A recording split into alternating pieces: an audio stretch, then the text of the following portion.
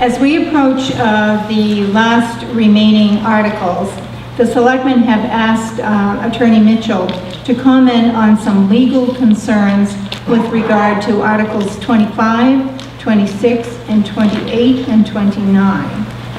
Would it be appropriate, Attorney Mitchell, to do that at this time? No? I think it'd be more appropriate to have the articles before All right. identified. Okay, very good. We will move forward then. Article 25. Shall the town vote to adopt the provisions of RSA 40:14-B to delegate determination of the default budget to the Municipal Budget Committee, which has been adopted under RSA 32:14. Passage requires a 3/5 majority ballot vote. This is by petition. This article shall not be amended per RSA 40:14-B, Roman numeral 2, parentheses B, not recommended by the Board of Selectmen by a vote of 3-0. Is there a motion to move this article? Madam Moderator, I would vote to move Article 25 for placement on the official ballot as presented. Thank you, Mrs. Eickinger, and is there a second? Mr. Murphy. Is there someone who wishes to speak on this article? I can speak on it, Madam Moderator. The intent of the petitioners behind this was, in our state laws, the state of New Hampshire gives a choice to the voters that the default budget can be presented to the voters either by the selectmen or it can be determined by the budget committee. Several budget committee members signed this petition, and the objective was for the budget committee to produce the default budget in hopes that we would be able to have more of a choice on the ballot, being that the default budget would be lower than the presented budget. And there are, a few state laws that are in process that would affect the formulation of the default budget. And so this petition warrant article simply allows the default budget to be presented by the budget committee. Are there any questions or comments? Mr. Hayes. Madam Auditor, the selectmen voted to oppose this article. The reason being is that we feel that the development of the default budget should be handled by, in this case, our financial director, Jeff Ruggles. Jeff does a great job with it. He follows the same formula every year. It doesn't vary. He understands the rules, and the default budget is sent to the voters. We understand that in normal times, the default budget, the mentality would be that the default budget is should be less than the operating budget that's presented.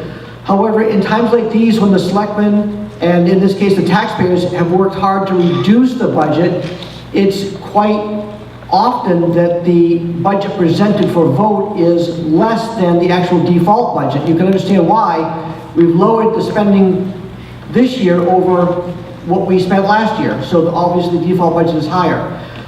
If the budget committee does the calculation, then we don't know who's going to do it. I don't know how the rules will be followed.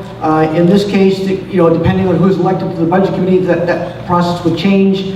And in that case, the way the presentations would be changed. So we really feel it's important that the financial director, Jeff Ruggles, does the budget, the default budget. He does it the same every year. He follows the rules, he understands the rules, and we think the control should still be in the selectman's office and not with the budget committee.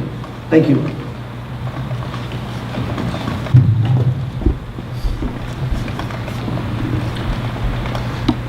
The action this article proposes certainly is permitted by statute. The one comment I wanted to make in response to the comment here tonight, and also a similar comment that I saw in the paper over the weekend, is that this was somehow, if this change was made to the budget committee, it would somehow result in a lower default budget and to give the voters more choice. Both of those words were used. And that language just reflects a basic misunderstanding of how the default budget works. the default budget is dictated by statute. There is no choice or discretion in it. It is basically, simplifying, you take last year's budget, you take out things in last year's budget that were one-time items, like the purchase of a police car. And then you make adjustments based on contractual obligations, either up or down. If you are already contracted to give a wage raise to a union through a multi-year contract, you have to add that increment. If your bond payment is going to go down because the principal payment has gotten less, or the interest has gotten less, you deduct that. But if you follow those rules, the default budget should be the same no matter who does it.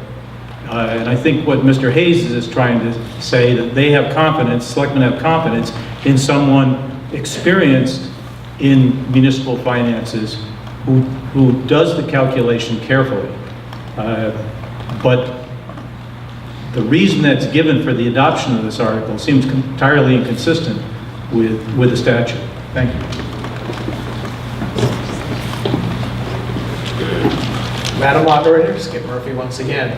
I wish to speak to what Kevin has said, in that, you know, you had great praise for Jeff Ruggles, and so do I. I've enjoyed working with him. But it's not always going to be the case that he would be in that position. Either he may retire at the end of his career, or he may move on to yet another position, at which point he's not there. As far as the statement about the Budget Committee, you're correct. You don't know who's going to be on the Budget Committee, but neither do you know who will always be on the Selectmen as well in preparing that. And I know that on my 6 years on being on the Budget Committee, we have had a number of difficulties with the default budget. Not always with the town, not always with the school board, but we've had difficulties. And I am in favor of this particular petition warrant because of that. Because we have ended up at times when the default budget always seems to be larger than previous years. Indeed, you are correct, Kevin, and that this year, and you have been trying very hard the last couple of years, where the default budget, there's not much variance between that and the budget that you're putting forward. But we can't always depend on that, nor can we depend upon that on the school side as well.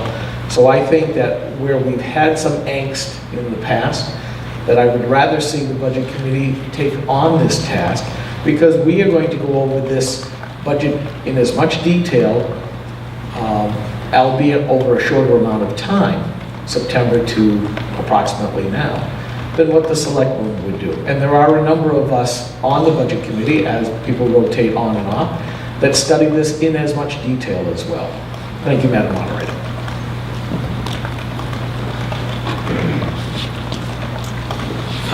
Barbara Eichinger, Edgewater Drive. I'd just like to address Attorney Mitchell's concerns.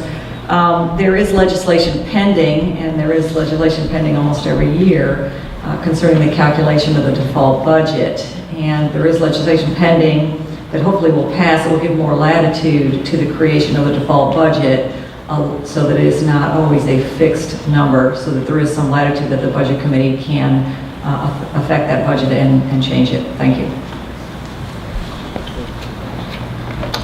Any other comments or questions? All those in favor of moving Article 25 for placement on the official ballot, please indicate by saying aye. Aye. Opposed, no? No. Unfortunately, it goes on anyway. As Attorney Millam has pointed out to us previously, it doesn't make any difference whether we vote yes or no on this. It will appear on the ballot. Do you wish to proceed with a hand vote to determine the actual count?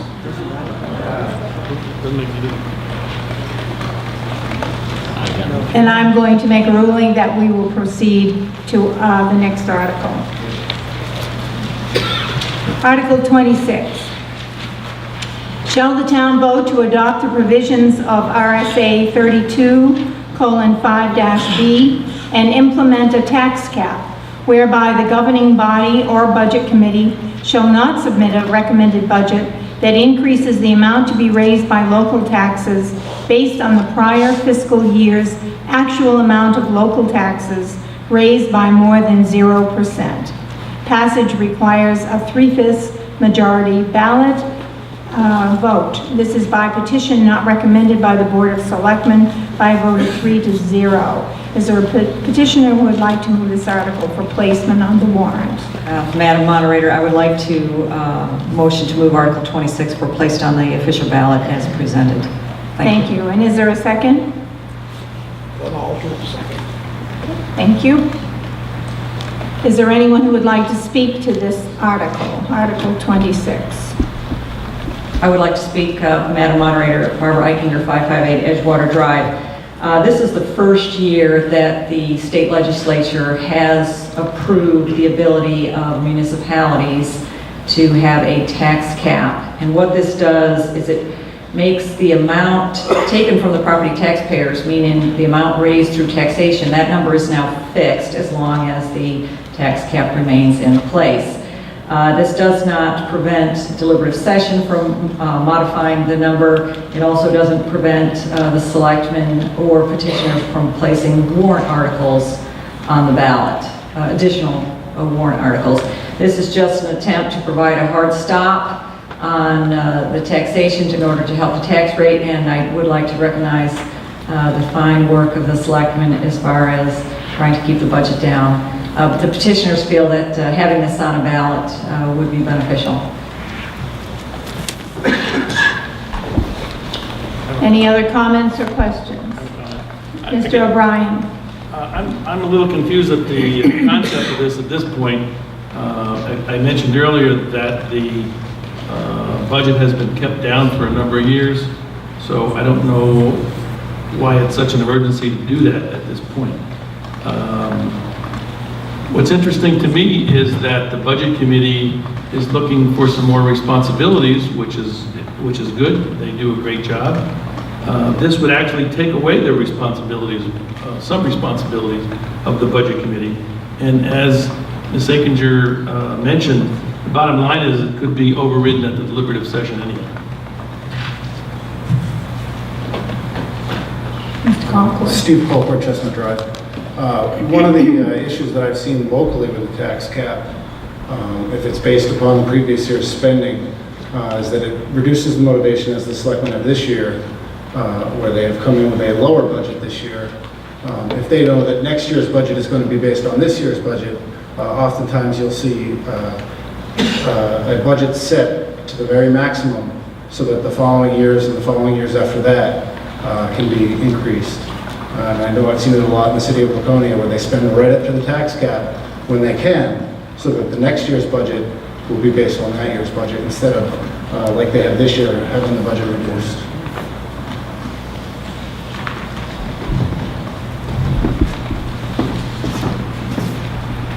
One impact of this as a matter of law that I just want to make sure you understand is if this article is passed, the Budget Committee, until this article is then rescinded in a subsequent year, the Budget Committee will never be able to recommend anything above the previous year's budget. That means if an emergency comes up, the budget and some need is recognized that money has to be spent for that is going to cause some increase over the previous year's budget, the Budget Committee is prevented from recommending it. That means that if you ever have a capital item, bonded item, that's going to cause a increase in the budget. And this isn't just the operating budget. The way the statute, the language in the article is taken from the statute, it's not just in terms of the operating budget, it's the amount previously raised by local taxes. So if you have a need for a new building ever again, and this article is still in place, even if the Budget Committee is unanimous in wanting to support it, they will not be able to recommend it. And an item was mentioned a minute ago that this won't prevent people or even petitioned or from the selectmen putting separate warrant articles on the warrant. That is true, but the budget committee, even if they wholeheartedly wanted to support it, they cannot if it's going to cause even a dollar increase in taxes over the previous, the base year.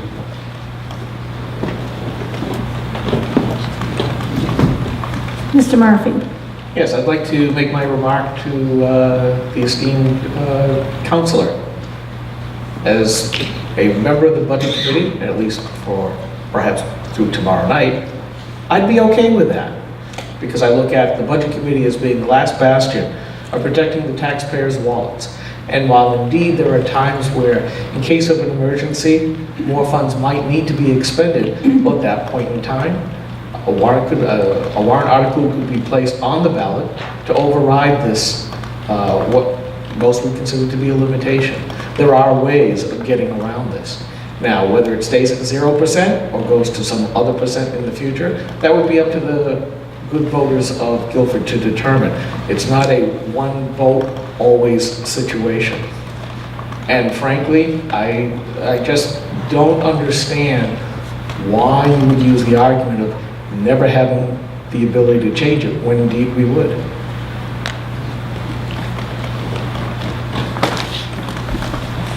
Thank you, Madam Moderator. I would also like to address Attorney Mitchell's comments.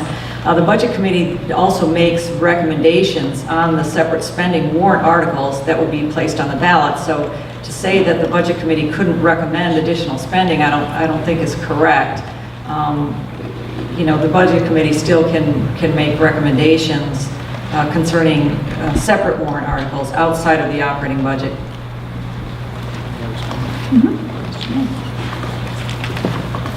The language of the article, which is taken from the statute, says, it says here, whereby the governing body, parentheses, or budget committee, and really in Guilford, which is a budget committee town, you should be focusing on the budget committee, shall not submit a recommended budget that increases the amount to be raised by taxes based on the prior year's fiscal amount of local taxes raised by more than 0%. That is the entirety, the operating budget and separate warrant articles. So that the budget committee, while that article, if this article is approved by the voters, while it's in place, the budget committee can't recommend anything in total that is beyond that base year. I'd like to add something. Mr. O'Brien. I guess my comment is short and easy. If it can so easily be changed, why have it?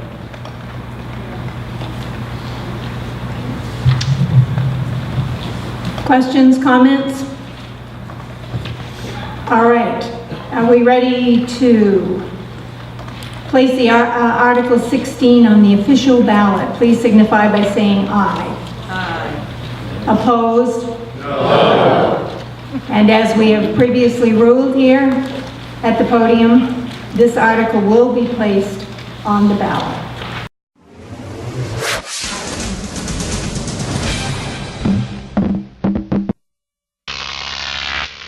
Croc TV.